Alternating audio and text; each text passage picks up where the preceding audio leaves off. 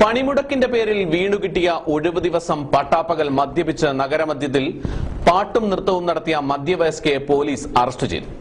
രാവിലെ 11 മണിയോടെ mini civil സ്റ്റേഷന് മുന്നിലാണ് മദ്യപിച്ച് ലക്കുകെട്ട മധ്യവയസ്ക തടിച്ചുകൂടിയ പുരുഷാരത്തിന് നടുവിൽ നാടൻ പാട്ട് പാടി നൃത്തം ചവിട്ടിയത്.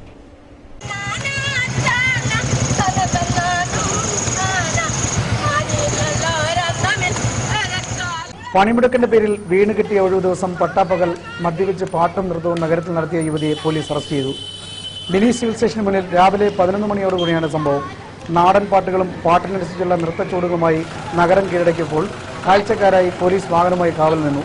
വിവരമറിഞ്ഞ് തടിച്ചുകൂടിയ മാധ്യമപ്രവർത്തകരുടെ ക്യാമറ കണ്ണുകൾ പലവട്ടം മിന്നി മറിഞ്ഞപ്പോൾ യുവതിയുടെ നൃത്തത്തിനും ആവേശം കൂടി.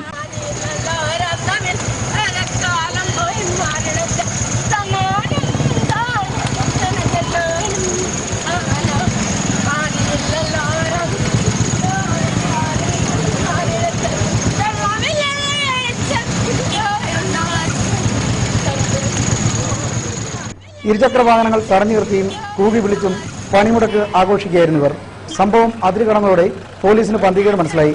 തുടർന്ന് വനിതാ പോലീസുമായി സ്ഥലത്തെത്തിയ പോലീസ് സംഘം യുവതിയെ കസ്റ്റഡിയിലെടുത്ത് മടങ്ങി.